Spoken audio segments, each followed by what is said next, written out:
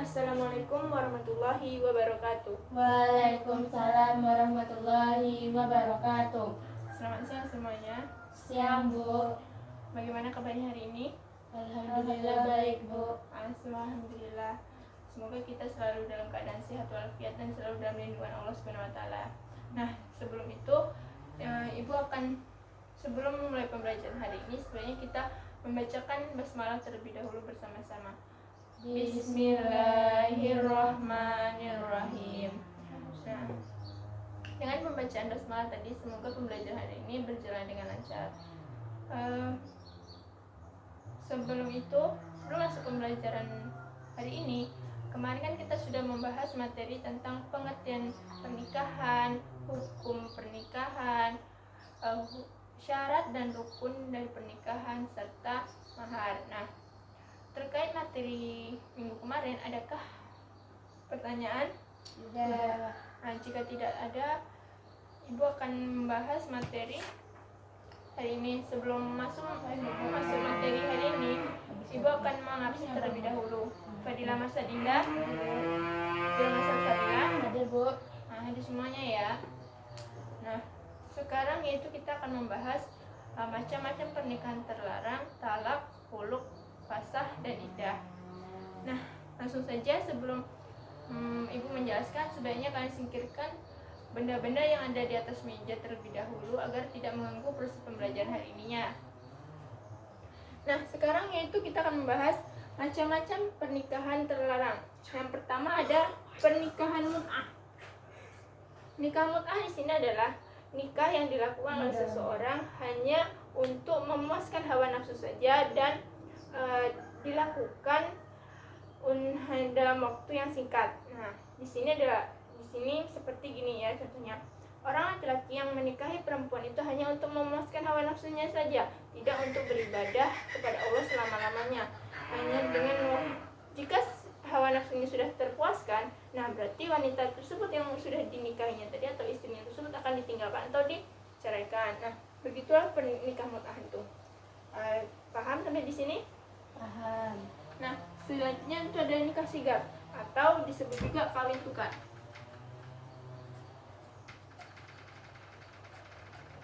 Nah, di sini adalah seorang perempuan itu akan dinikahkan oleh seorang laki-laki tanpa mahar dengan perjanjian laki-laki tersebut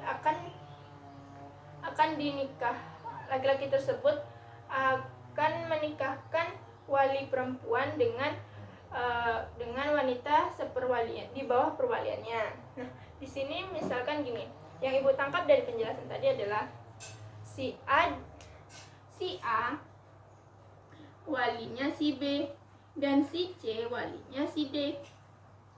Nah, si B ini dinikahkan dengan si C dan si D ini akan dinikahkan dengan si A. Nah, begitulah kira-kira gambaran dari nikah sigar. Maka dari itu di dalam Islam pernikahan sigar ini tidak boleh, dilarang dan hukumnya itu adalah haram. Karena di sini ibaratkan anak dari si C ini berarti kan kita ambil anaknya si C ini akan dinikahkan dengan mertua dari si C. Maka dari itu dalam Islam itu tidak boleh.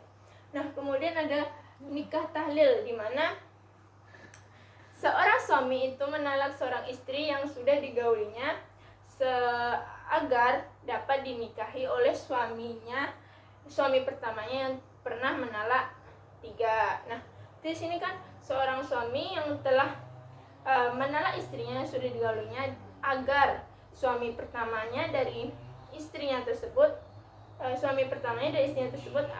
dapat menikahinya. Dan kemudian ada nikah beda agama. Nah, nikah beda agama ini terdapat dalam surat Al-Baqarah ayat 221 yang artinya dan janganlah perempuan musyrik hingga ia beriman. Sesungguhnya hamba saya itu lebih baik daripada perempuan musyrik, meskipun menarik hatinya karena kecantikannya. Dan janganlah kamu menikahkan perempuan musyrik dengan laki-laki yang beriman hingga ia beriman. Kembali ya, artinya yaitu yang artinya terakhir itu yaitu janganlah kamu menikahkan perempuan muslimah dengan laki-laki musyrik hingga ia beriman. Nah, di sini contohnya begini. Ada dua pasangan, yang satu yang laki-lakinya muslim dan perempuannya musyrik, maka si perempuan harus beriman terlebih dahulu baru boleh menikah dengan laki-laki muslim. Begitu pula sebaliknya, jika perempuannya muslimah dan laki-lakinya musyrik, maka laki-laki tersebut harus beriman terlebih dahulu atau masuk Islam terlebih dahulu. Nah, sampai di sini ada pertanyaan? Tidak. Itu sudah paham ya? Nah, selanjutnya sebelum masuk ke talak, khuluk dan fasah iddah ini, Ibu akan mengulang kembali apa itu nikah tahlil kalau menurut Filma Salsabila. Silakan dijawab. Nikah tahlil itu suami yang telah menggauli istrinya lalu mentalaknya agar bisa menikah dengan menikah dengan suami pertamanya. Iya, benar sekali ya, bagus. Nah, Ibu rasa juga paham kalian tentang macam-macam pernikahan terlarang ini. Dan kemudian ada talak. Talak adalah pelepasan ikatan yang dilakukan oleh pihak suami dengan menggunakan lafaz tertentu. Nah, hukumnya dari talak ini adalah halal tapi sangat dibenci oleh Allah Subhanahu wa taala, di mana terdapat dalam hadis Rasulullah SAW dari riwayat Daud dan Al-Hakim, yang artinya adalah hal yang dibenci oleh Allah. Di antara hal-hal yang dibenci oleh Allah adalah talak. Nah, tetapi talak ini ada beberapa hukum dan terdapat beberapa hukum di dalam kondisi yang berbeda-beda. Yang pertama yaitu jika suami dan istri ini sering bertengkar dan tidak dapat didamaikan, maka itu hukumnya wajib untuk diceraikan. Nah, yang kedua yaitu jika suami tidak dapat menafkahi seorang istri. Nah, di sini hukumnya adalah sunnah. Dan yang ketiga yaitu apabila keduanya jika bercerai itu akan mendapatkan mudarat yang sangat besar. Nah, di sini kalau mereka tidak ada apa-apa tetapi mereka ingin bercerai, maka mudaratnya akan dapat yang sangat besar, banyak mudaratnya daripada kebaikannya. Nah, selanjutnya itu ada juga macam-macam dari talak.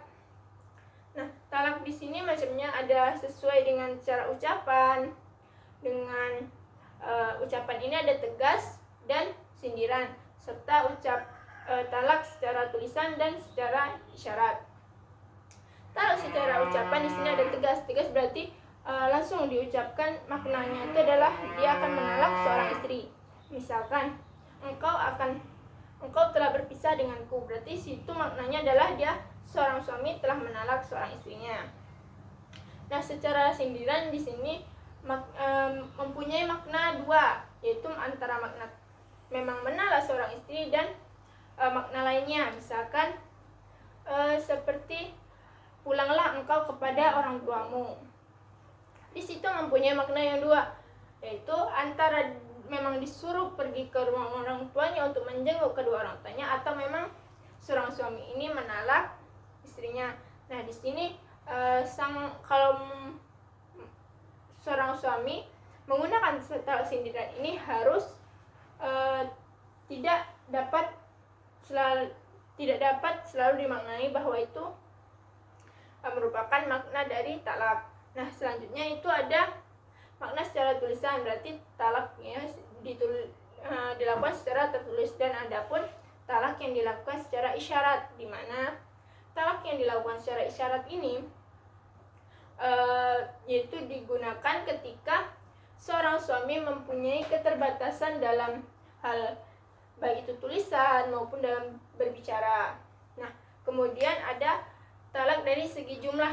Dari segi jumlah ini berarti ada 3, di mana dari segi jumlah talak pertama dan talak kedua. Nah, di sini seorang suami boleh meminta rujuk kepada istrinya ketika masih ada masa iddahnya. Jika setelah masa iddahnya telah berakhir atau suami setelah menalak 3 istrinya, maka suami jika ingin kembali kepada istrinya, ia harus melakukan akad terlebih dahulu, boleh sehingga boleh kembali kepada istrinya. Nah, yang terakhir yaitu ada talak berdasarkan keadaan istri. Nah, dalam keadaan istri ini ada sunnah dan bid'ah, dimana jika hukum bid'ah ini tibanya adalah hukumnya haram. Kalau sunnah ini apabila seorang istri dalam keadaan suci yang tetapi belum pernah digaulinya. Yang kedua yaitu ketika istri hamil dan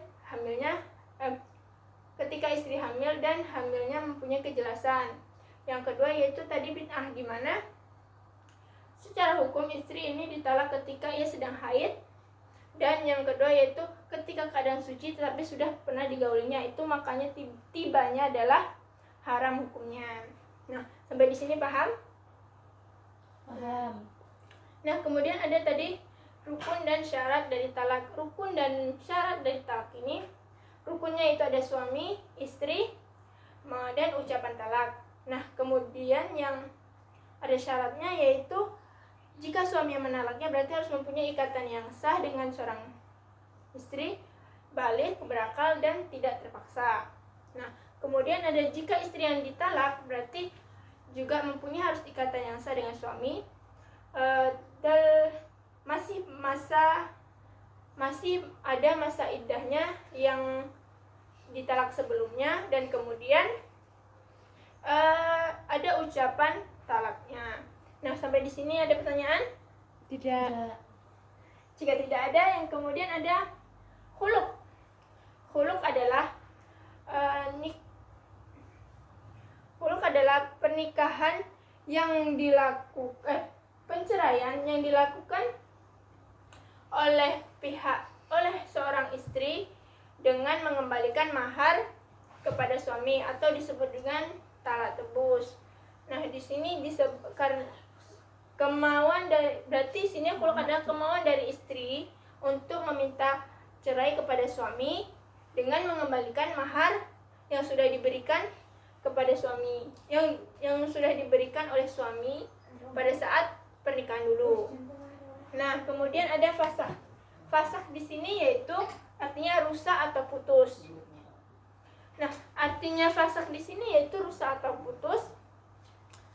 Secara bahasanya, secara istilahnya yaitu pemisahan pernikahan yang dilakukan oleh hakim yang disebabkan karena hal tertentu yang diajukan oleh pihak suami ataupun istri yang bersangkutan. Nah, adapun sebab-sebab dari fasakh ini yaitu tidak terpenuhinya hukum dari akad. Nah, tidak terpenuhinya hukum dari akad karena seseorang yang misalkan seorang laki-laki menikah dengan seorang perempuan tapi ternyata perempuannya itu adalah saudaranya sendiri. Nah, di situ disebut dengan fasakh. Jadi merusaknya suatu akad karena dia tidak tahu bahwa perempuan yang dinikahinya itu adalah saudaranya sendiri, maka rusaknya suatu akad. Nah, kemudian ada munculnya masalah di dalam pernikahan, misalnya salah satu dari pasangan murtad. Berarti salah satu di antara mereka keluar dari Islam, itu hukumnya adalah rusak pernikahannya. Nah, yang kedua itu adalah hilangnya seorang suami dalam tempo yang tidak ditentukan. Jika suaminya hilang dalam jangka waktu yang tidak ditentukan, nggak tahu dia pergi kemana, maka itu pernikahannya telah rusak. Nah, kemudian itu miskinnya seorang suami yang tidak dapat menafkahi istrinya. Nah, di sini berarti fasakh ini juga jika seorang suami yang miskin dan dia tidak dapat menafkahi seorang istri, maka pernikahannya itu fasakh atau rusak. Nah, kemudian sebelum berlanjut ke iddah, Sampai di sini ada pertanyaan? Tidak. Nah, jika tidak ada, Ibu lanjutkan. Yang terakhir yaitu ada iddah. Iddah adalah masa tenggang yang diberikan kepada perempuan yang telah diceraikan, yang telah diceraikan oleh suaminya. Nah, di sini masa iddah di sini itu masa iddah seorang istri itu bermacam-macam. Misalnya diantaranya yaitu yang pertama, seorang istri yang diceraikan oleh suaminya dan masih haid, berarti masa iddahnya atau masa dia tidak boleh menikah dulu itu selama 3 kali suci. Nah, yang kedua yaitu seorang istri yang diceraikan tetapi dia sudah tidak haid lagi, maka masa sucinya atau masa iddahnya yaitu selama 3 bulan. Beda ya, 3 kali suci sama 3 bulan itu. Yang ketiga yaitu seorang istri yang ditinggal mati oleh seorang suaminya, itu masa iddahnya selama 4 bulan 10 hari. Nah, yang selanjutnya adalah seorang istri yang ditinggal suaminya dalam keadaan hamil, maka ia di masa iddahnya itu selama ia telah sampai ia melahirkan. Nah, yang terakhir yaitu seorang istri yang ditinggal suaminya karena meninggal, maka masa iddahnya yaitu sampai melahirkan juga. Nah, sampai di sini ada yang paham? Paham. Nah,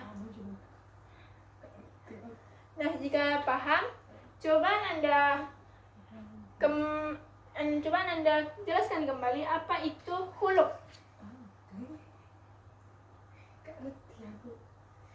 Nah, khuluk tadi adalah penceraian atau pemisahan yang dilakukan oleh seorang istri yang maksudnya di sini gini. Ibu jelaskan kembali ya. Khuluk itu artinya yaitu penceraian yang dilakukan oleh seorang istri dengan mengembalikan mahar kepada suaminya atau disebut dengan talak tebus tadi.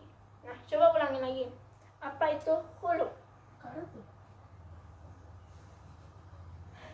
Coba saya ulangi lagi, apa itu khuluk?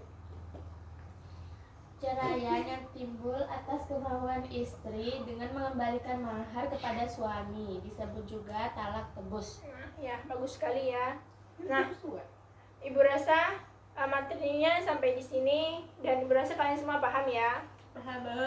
Nah, Ibu akhiri. Assalamualaikum warahmatullahi wabarakatuh. Waalaikumsalam warahmatullahi wabarakatuh.